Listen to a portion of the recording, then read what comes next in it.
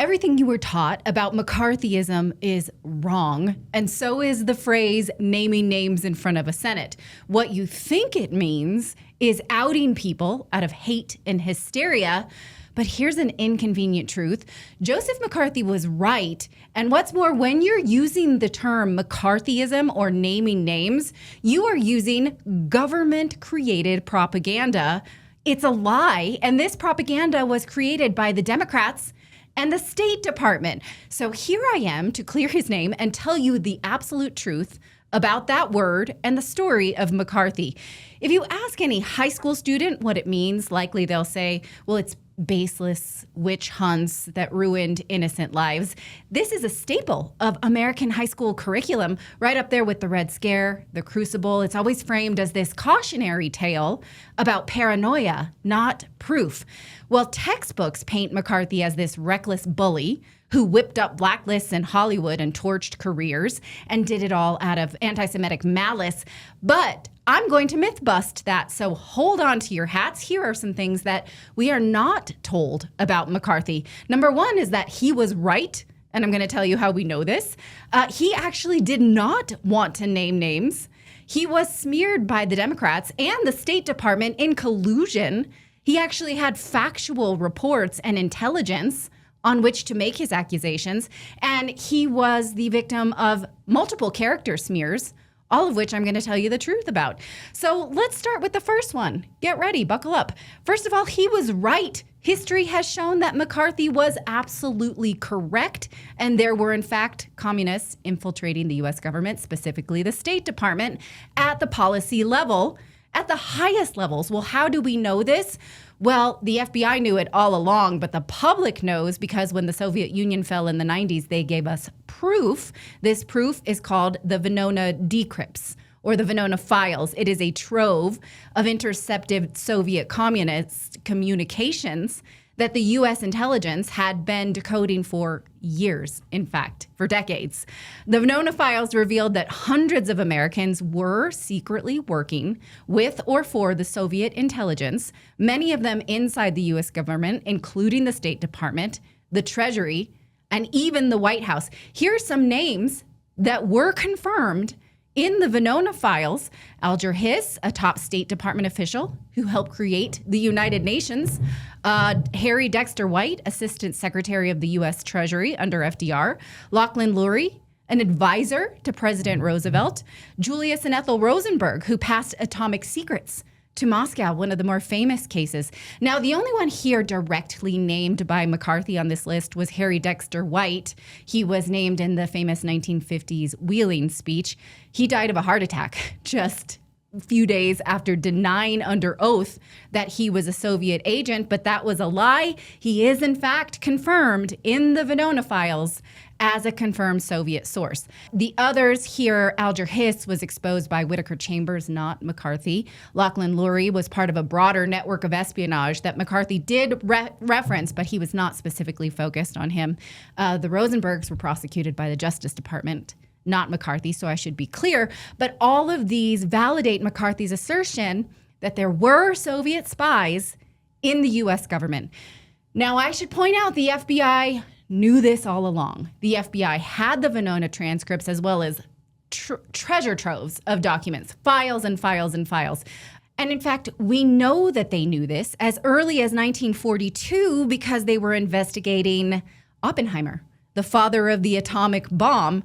We know this, that he had been investigated as a secret party member. Now, why, you might ask, did McCarthy stand on a limb by himself if the FBI knew that what he was saying was correct? Well, partly because the intel that they had was classified. They were still working these files at the time. And partly because they didn't think that McCarthy would need their help. McCarthy wasn't actually doing these investigations himself.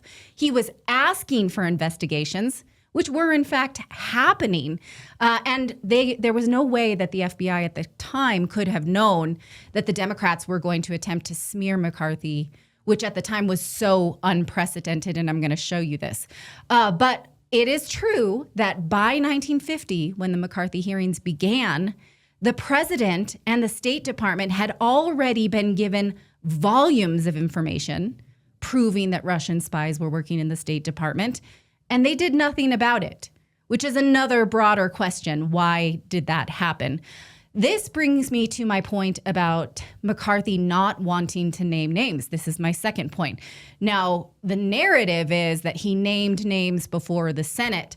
But in fact, the truth is that when he was called in for these hearings, he had barely began his presentation when Democratic Senator Scott Lucas demanded that he name names. So McCarthy came prepared with these accusations as only file numbers, anonymous file numbers, case 1, case 2, so on. He had said repeatedly that he was not prepared to name names publicly in front of the TV cameras, but the Democrats pushed him. Here's when he first began his speech, and Senator Lucas said, I want him to name those communists. The senator is privileged to name them all in the Senate, and if those people are not communists, the senator will be protected. He said, all the communists he's going to name, I want to remain here until he names them. So there are many exchanges like this where Democrats push and push and push, and McCarthy repeatedly refuses to name names. He says, I will hand these names over in closed-door sessions. That is on the record many times. Here is just one of those times where he says, this is a quote from McCarthy, which you will not find if you look it up on YouTube, but it is in the record. He says, the names are available. The senators may have them if they care for them. I think, however, it would be improper to make the names public until the appropriate Senate committee can meet in executive sessions and get them. I have approximately 81 cases. I do not claim to have any tremendous investigative agency to get the facts, but if I were to give all the names involved, it might leave the wrong impression. If we should label one man a communist when he is not a communist, I think it would be too bad. However, the names are here. I should be glad to abide by the decision of the Senate after it hears the cases. But I think the sensible thing to do would be to have an executive session and have a proper committee go over the whole situation. He didn't want to. We have many exchanges like this where he says over and over, I do not want to do this. And he never claimed to have conducted an investigation himself. He was a senator, not a prosecutor. His aim at showing up for these hearings at all was to ask the Justice Department and the State Department to investigate these things. But once he named names, most of the accused were brought to testify. They denied everything and were promptly cleared by the Democratic-controlled committee, often without further inquiry. Many were never seriously investigated at all. In fact, some just walked free on nothing more than a denial, despite credible questions about their records. So this idea that McCarthy named names, that's a smear. That was a trap that he walked into. He resisted doing so many times. It was the Democrats who demanded that he name names publicly, pressuring him under the guise of transparency, and then turning around and weaponizing that disclosure against them. So they laid the trap. He walked into it. So how many innocent people were dragged into this? We can't really know, since so many of them just asserted their innocence and then walked away. The system clearly wasn't interested in the truth. They were interested in discrediting McCarthy. And there is evidence that that is what happened. And I move on to this next myth. We're all feeling it. Costs are still rising. Inflation is slowing, but still a thing. Prices are still going up. So you think, well, should I call American Financing to refinance and pay off this credit card debt that I'm living off of? But then you second guess yourself because the low mortgage rate that you have.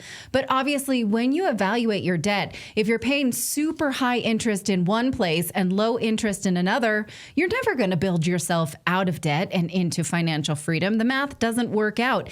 Let American Financing show you that with their tools that will teach you this product that wealthy people do all the time, which is leverage assets and build instead of continuing to dig into the red. Because again, if you're only making minimum payments on that bad debt, you're not going anywhere. You're basically treading water. So you owe it to your family to learn this trick and see what's possible. There's no upfront fees, no pressure. They're just going to teach you this. Call them at 866-890-8434. Again, that's 866-890-8434, or head on over to americanfinancing.net/redacted. Commit to spending the time to studying this. See if it works for your family, and then you can build wealth. Again, 866-890-8434, or head on over to americanfinancing.net/redacted. The smear campaign was run very intentionally by this man here, Millard Tydings. He was a Democratic senator from Maryland. He threatened to play a speech that McCarthy had made in West Virginia at the hearings, but it was pure theater. There was never a recording of that speech. It was mysteriously erased. Tydings colluded with the State Department. He later admitted under congressional testimony that he didn't even have that speech. He was just threatening it for the cameras. Now, Tydings colluded with the State Department to smear McCarthy in these hearings, and there is proof of that. In fact, the magazine Newsweek covered this smear campaign extensively in 1950, although the archives are nearly impossible to find online. They exist. Tydings convened meetings with the State Department's own lawyers with the aim of, according to Newsweek, the total and eternal destruction of McCarthy. Now, let that sink in for a second. The State Department was allowed to interfere in an investigation of itself, helping Democrats engineer a smear campaign against the one man who was calling for accountability publicly. And that's then where we get the term McCarthyism. They came up with it. So how can we use this when it is, like the term conspiracy theory, was used to discredit those asking questions? Conspiracy theory itself is a conspiracy. So is McCarthyism. So let's move on. Where did McCarthy actually get his information, if not from the FBI? Well, from the U.S. State Department itself. In August of 1946, a State Department official named Samuel Klaus wrote a classified 106-page memo flagging over 120 U.S. employees as security risks. This internal document directly informed Truman's 1947 loyalty program and later McCarthy's 1950 speeches. Now, here's something odd about that memo, though. It has since disappeared from public record. The author of this fantastic book called Blacklisted by History, which is a fantastic read. It almost reads like a spy novel, but it's real. Creation of American Propaganda. M. Stanton Evans, he went looking for it, and the Klaus memo is missing from public record. He looked in the National Archives. He looked in the Tydings panel archives. He found a notice of where the memo had been, but it was withdrawn in 1993. So this important information, this important document that informed the McCarthy hearings is gone. That's weird, right? But McCarthy definitely read it, and that is what prompted him to speak publicly about the need for investigation in communist infiltration into the U.S. government. As a senator, that's kind of what you would hope they would do. See weird things, call for government investigation. It is also useful, though, that Democrats went on to smear his character. And here are just a few things that they used to smear his name, which are not true. The first thing, they called him UnAmerican. Well, you be the judge of that. I would like you to know about his background. He was one of 7 children from a hardworking family in Wisconsin, and he had to work several jobs as a teenager. So he did not get to complete high school at age 18 when normal teenagers do. So at the age of 20, he enrolled in an accelerated course to finish high school, and he finished in 9 months. He went on to get a law degree, and then he ran for office as a local judge, and he won, becoming the youngest judge in Wisconsin at that time, 1939. Then came the draft, which he would have been exempt from because he was a sitting judge. But he gave up his position and enlisted voluntarily anyway. He joined the Marines in World War II. He flew combat missions in the Pacific and earned the Distinguished Flying Cross. When he came home, he was easily elected as senator, earning himself the title of youngest senator in the country at the age of 38. So again, if you would like to call him un-American, well, you be the judge. Someone who volunteers to go to war when there's a draft, is that un-American? Another character smear is that he created this Hollywood blacklist where actors and producers couldn't get any roles or any work because they were suspected communists. The fact is, McCarthy had nothing to do with that. It was Hollywood executives that did that themselves. The blacklist began in 1947 under what's called HUAC, the House Un-American Activities Committee, and it was enforced by studio executives themselves years before McCarthy ever had a single Senate hearing, so that doesn't hold up. And often you might hear him called an anti-Semite. These assertions came about because most of the communist spies were in fact Jewish, but he did not specifically target Jews, and in fact, he didn't even come up with the list himself. The State Department did, so the fact that they happened to be Jewish had nothing to do with his intentions. He was looking for Russian communists. And in fact, McCarthy's chief counsel, Roy Cohn, was a Jew who helped root out these communists. There's no record of McCarthy ever specifically going after Jews or making any anti-Semitic statements. That label stuck because it was useful, not fact-based. So given these facts, why do you think we still use the term McCarthyism, and who does? Well, I think you might know that McCarthyism is mostly used by the left because many of the individuals that were in fact caught in pro-Soviet networks were intellectuals, artists, and bureaucrats aligned with the left. So labeling this scrutiny as McCarthyism helps protect historical allies, discredit whistleblowers, and preserve the moral authority of progressive institutions. Also, attacking the source and not the actual evidence presented has become a useful tactic now used in Senate hearings by both sides, we should be clear, the right and the left. When they don't want to hear something that's presented to congressional meetings, they go after the person presenting it. That's not new now, but it was new back then. And in fact, Democrats went after him so completely that when the summary of the hearings were published after the McCarthy hearings wrapped up, not only did Democrats mysteriously leave out dozens of pages, which included Republicans' objections to many of the committee's conclusions, they also had this summary of what happened, which used extreme language to frame the hearings as this hit on McCarthy, which at the time was very unusual. Evans says that this memo had these scathing accusations of McCarthy himself: hoax, fraud, deception, nefarious, vile, big lie, distortion, half-truth, untruth, despicable, bias, sinister, totalitarianism. You might find this recognizable in the way that current politicians use the term misinformation. At the time, this was nascent, that committees did not just smear other members in order to push aside something they didn't want to see. And sadly, now this is a common tactic, probably because it worked so well. It proves that the main purpose of the McCarthy hearings was only to smear McCarthy, not get to the truth, which now is incontrovertible, that the U.S. government was actually infiltrated. Anti-communist efforts were not just hysterical, they were founded, and McCarthy had legitimate targets. And again, it wasn't the people himself that he was after. He wanted the government to launch investigations. He wanted to keep the people's names out of it.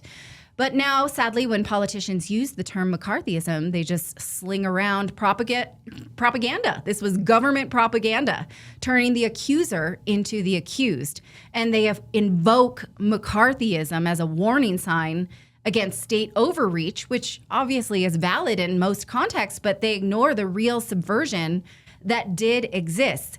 And it's such a useful lie. It lets those in power rewrite history, discredit investigations, and brand their opponents as paranoid fanatics. And even when these opponents are pointing to documented truth. So if we're serious about learning about history, we owe it to ourselves to separate myth from fact and call propaganda by its name. So we shouldn't use these terms: McCarthyism, naming names, even conspiracy theorists. These are things that the government does to subvert our curiosity, and we should reject it. And perhaps we even, instead of McCarthyism, we should use this. Millard Tydings was the guy who started it. We could use Tidyism. Tidingism. I just made that up. I don't know if that works. Is you're trying to subvert real questions. Tidyism. I don't know. You want to use that? Let's start a hashtag. So let me know what you think of this. This is true. I'm trying to myth bust right now, government propaganda. Let me know what you think. Were you taught this in high school? I bet you weren't. And the next time someone accuses you of McCarthyism, you can say thank you because that guy was right.